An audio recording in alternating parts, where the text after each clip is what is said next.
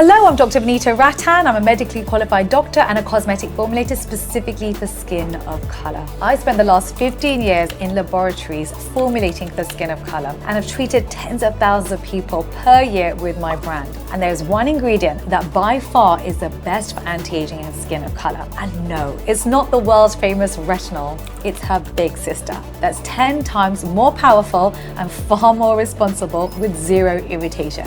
It's your ultimate answer to hyperpigmentation, fine lines, and achieving that glass glow-like finish, especially if you have melanin-rich skin. They failed very badly. It's probably the worst product we've seen so far today and the most expensive.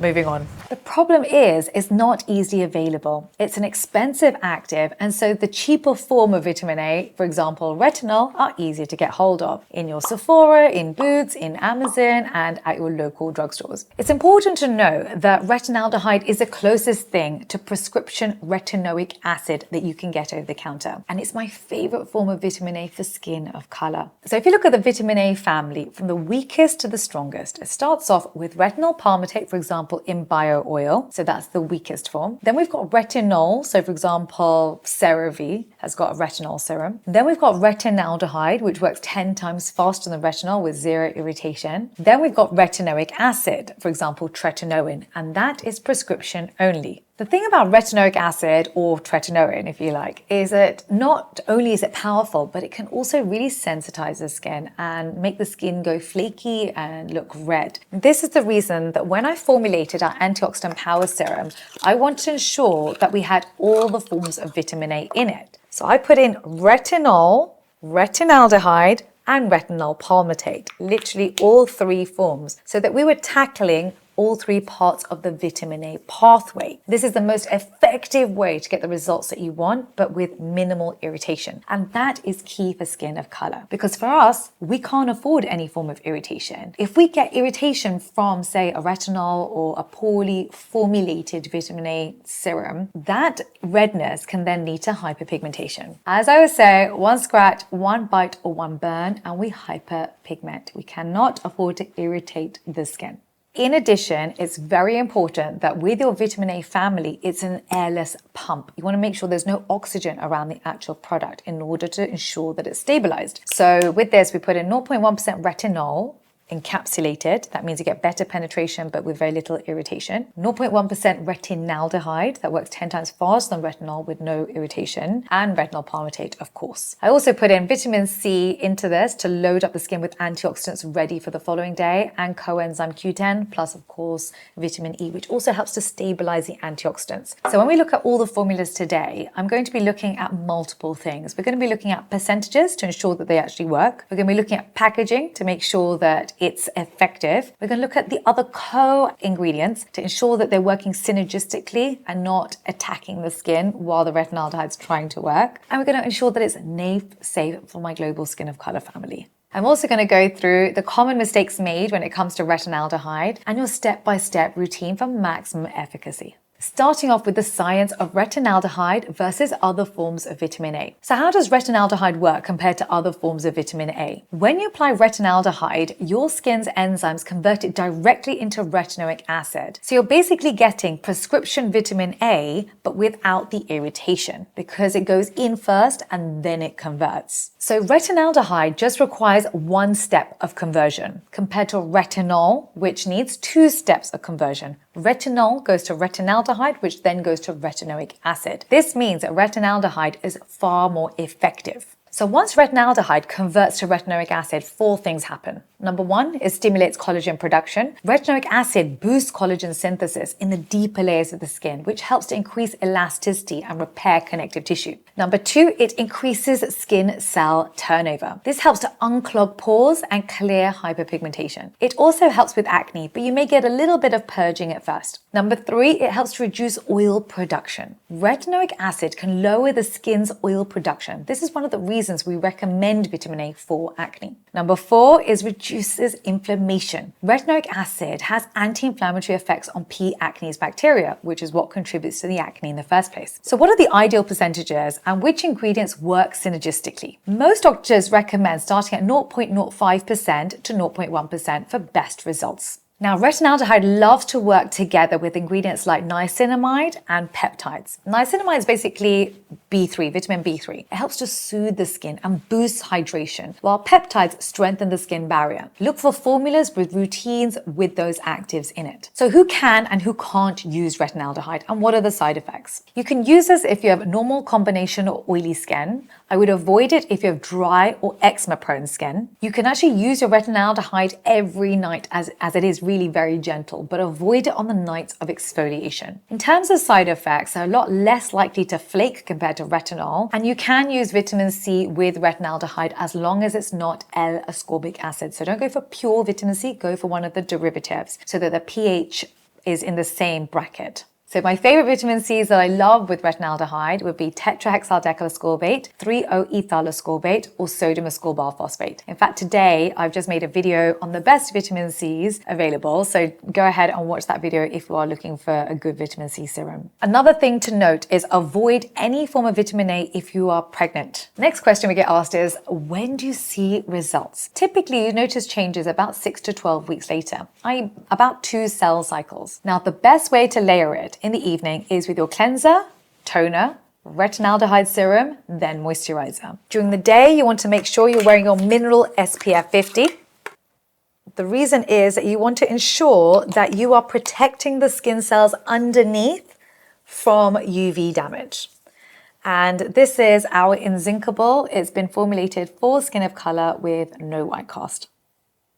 The other thing to note is that with all forms of vitamin A, including retinaldehyde, what it's doing is increasing cell turnover. But when it does this, the skin becomes drier. So you want to make sure you're combining it with ceramides. Ceramides doesn't have to be in the actual retinaldehyde itself, but ensure that your moisturizer contains ceramides. For example, our Cera Pep Brightening Moisturizer, which has got your ceramides, peptides, and licorice root extract, which brightens the skin during the morning and in the evening. Moving on to the part of the video you guys all want to see, and that is rating the retinaldehydes that are available in Sephora, in Boots, and online. Starting off with Avene 0.1% retinaldehyde.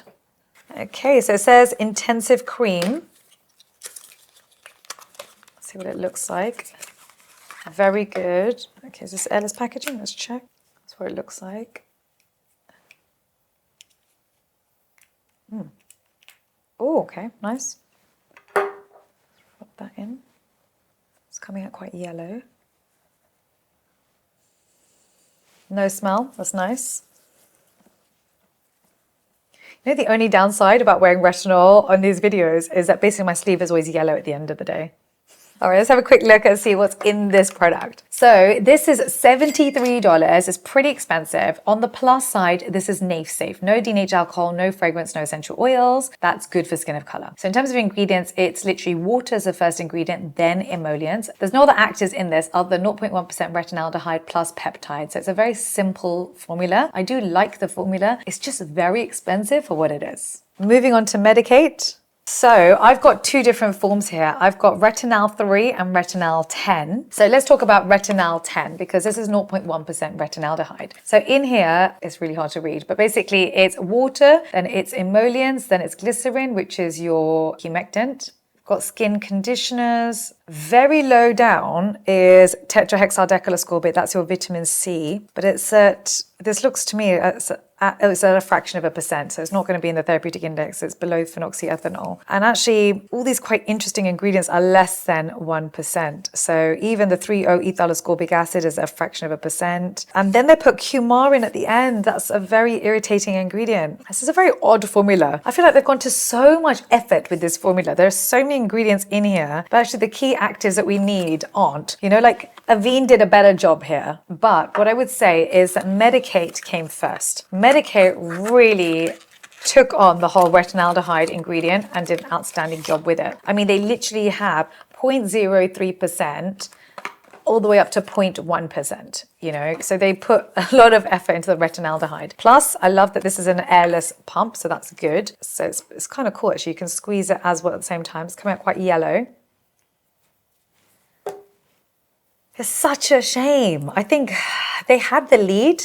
Medik8, you guys had the lead. You just made a few mistakes, and that's a problem with second mover advantage. Anyone that comes later can just look at what's out there, like they did with Medik8, and think, how do I do a better job? You can smell it. And this is not good. You do not want fragrance in with any form of vitamin A on the skin. It's just asking for trouble. It's bad for Caucasian skin, but it's very bad for skin of color. So I'm so sorry, Medik8, but this is a no. Moving on to Allies of Skin, $100. So it is expensive. It's beautiful packaging. I do like the black. Not many people use black in skincare. It does make it stand out. Oh, it's coming out very yellow. It looks beautiful against the black, actually. It's a lovely color yellow. Blends in nicely into the skin. Okay, not bad.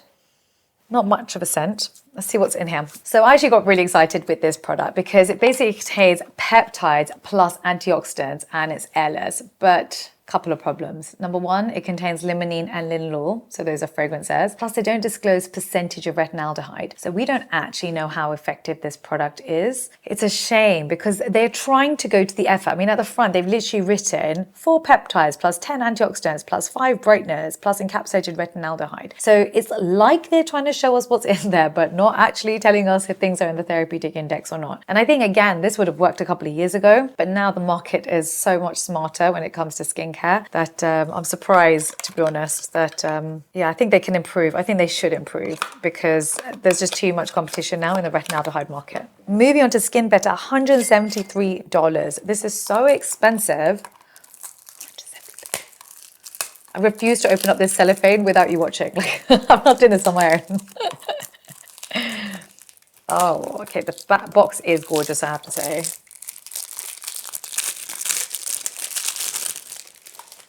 Oh, gorgeous packaging. Beautiful. Oh, nice. I like this. It's called Soft Touch, this packaging here. I love it. We use it for our body range, actually. It's beautiful. Okay, so let's see what it looks like. Oh. Was it a turn? Is it? Oh, it's one of these. I always mess up with those. Nice. I like it. Gorgeous. Oh, lovely. Okay, it's coming out quite yellow. So blend into the skin.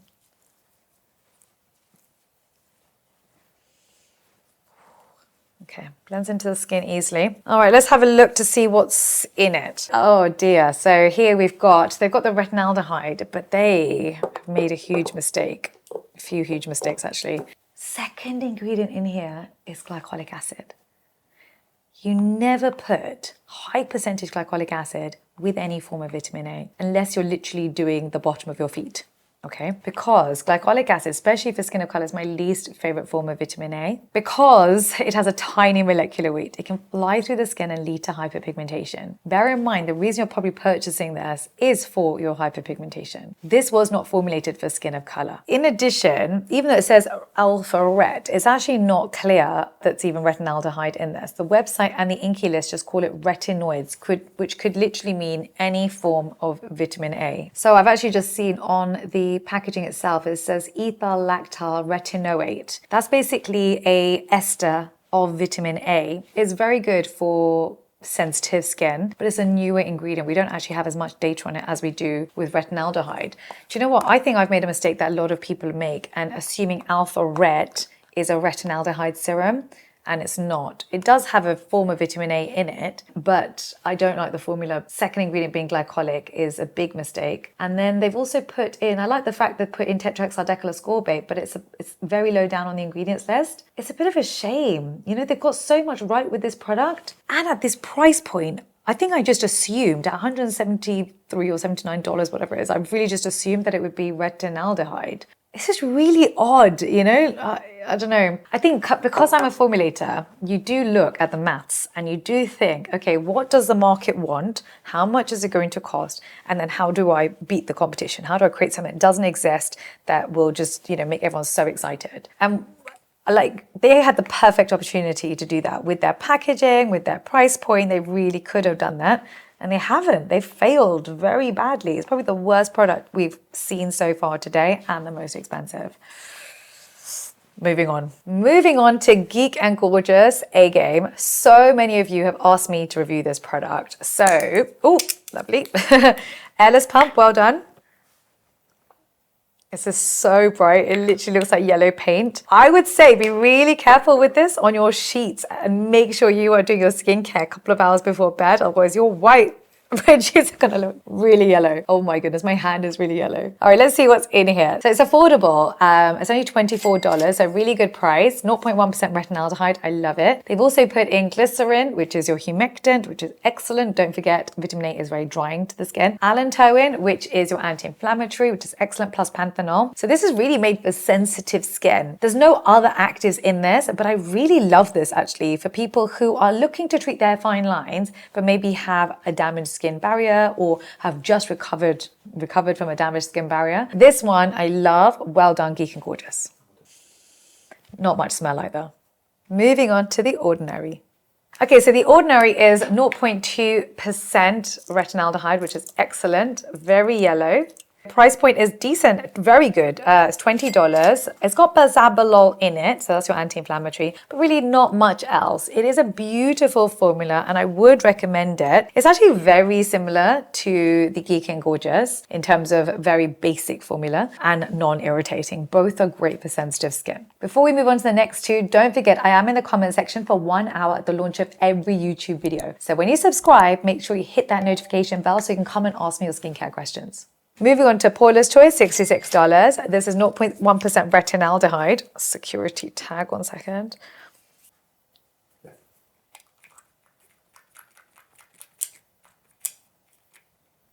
This is again very yellow. We've got the whole yellow paint going on situation. Wow. Those bed sheets, I'm just saying. Oh my goodness me. I think suddenly we're all going to have yellow sheets. This is very yellow. So this is a nafe-safe product. The whole of Paula's brand I absolutely love, but not all of it is good for skin of color. So I love the thinking behind every product that's formulated, but not all of it was great for us. With this product, I would say there's a few comedogenic ingredients in here. She's put in polyglycerol 3-deoxysteroate, which is 4 out of 5 on the comedogenic scale, isopropyl myristate, which is 5 out of 5 on the comedogenic scale. So I would say if you have dry skin, you can use this product. But if you're prone to breakouts, even your monthly breakouts, then I would avoid it. Moving on to Naturium, $46. So many of you have asked me to review Naturium and it is on my to-do list. It is something I do want to do. I need to actually purchase a lot more of the products, but now they're available here, it's going to be easier for me. I love this. This packaging is beautiful. It's done like a sticky, is it a sticky label? Yeah, it's a sticky label. Excellent. And like a squeezy pump and it's airless, which is excellent. Again, with the yellow paint. And it actually really does match. That is perfect packaging, I have to say.